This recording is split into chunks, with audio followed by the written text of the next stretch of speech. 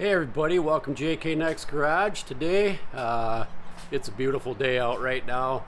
Got the garage door open, pretty windy, so pardon the noise. So today we're going to go over this trunk floor, some of the measurements I've taken, some reference points.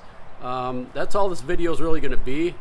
It's pretty much geared for us first timers who have never done this before and want to make sure that our trunk floor gets put right back in where it was, or within tolerance.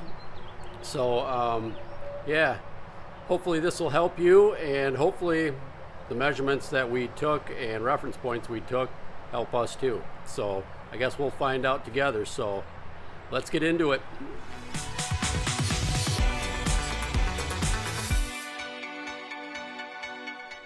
All right, so now that the full floor pan is all done, we are going to get rid of this old rusty, crusty trunk floor pan.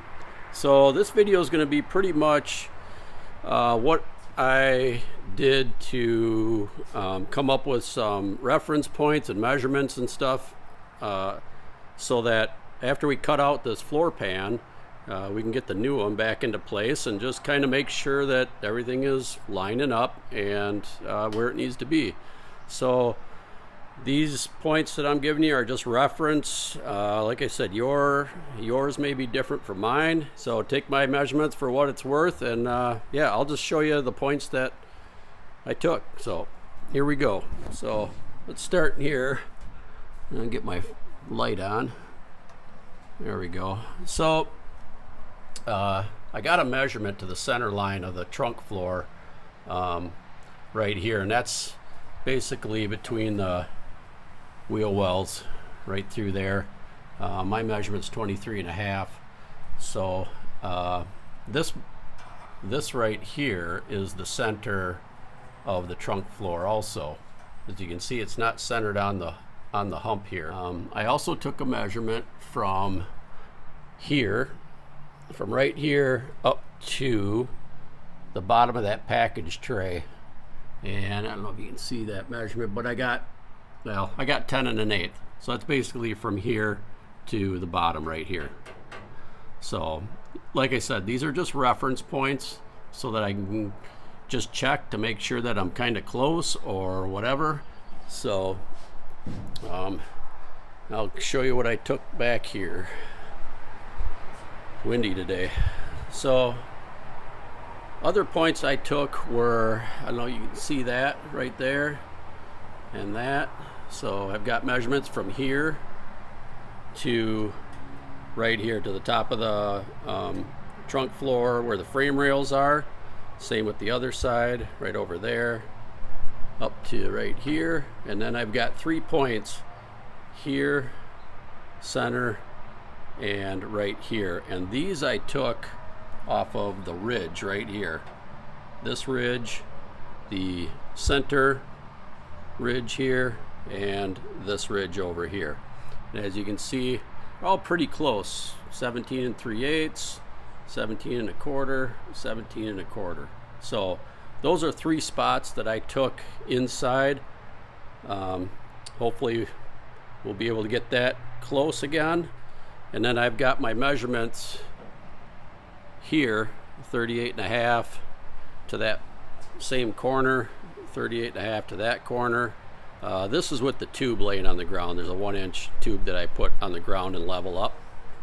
And then I've got 38 3/8 to the center of my hole here, to my trunk key cylinder hole, I guess you would call it.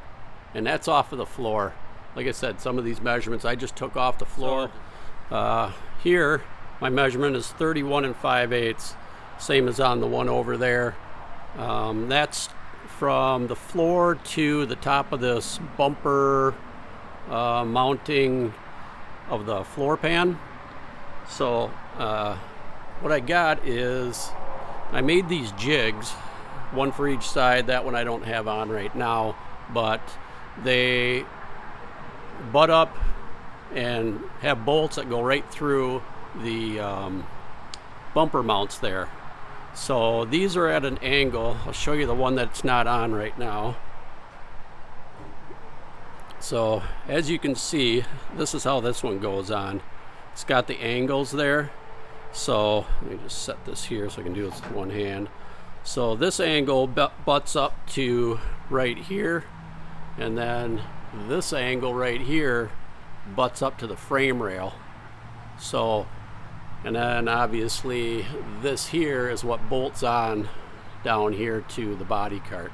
So I'm fortunate to be able to have made these jigs and be able to put them on the body cart for alignment.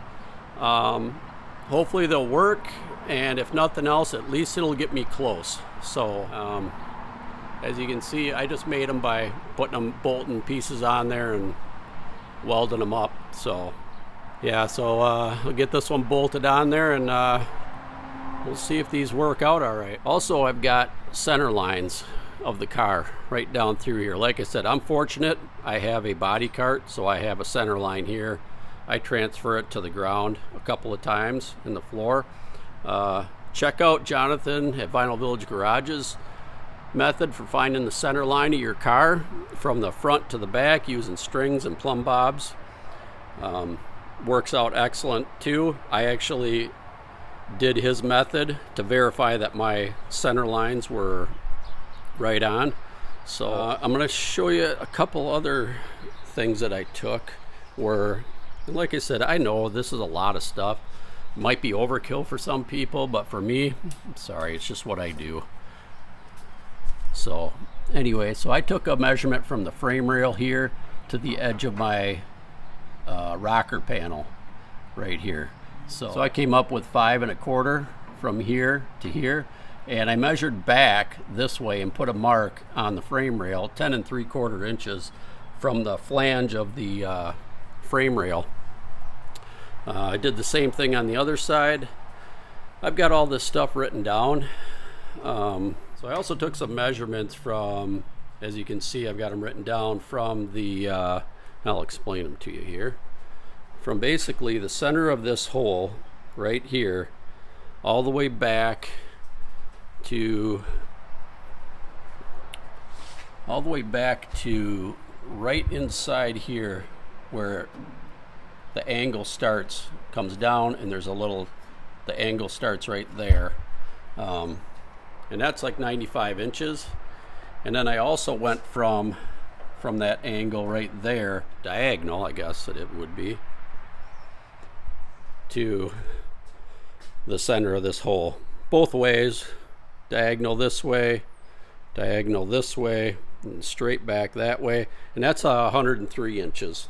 So, like I said, it's kind of, maybe it's a ton of measurements, which it is, but like I said, you got to bear with me. Never done this before, and I need to make sure that this stuff goes back in close or within that 1/4 inch or 1/8 inch tolerance of the original. So, all right, well, that's going to wrap it up for the reference points and measurements for getting this new trunk floor pan back into where it's got to go. So hopefully these helped. Maybe you missed 1 or 2 measurements on your own. So hopefully this helps you out, and we'll see you on the next one.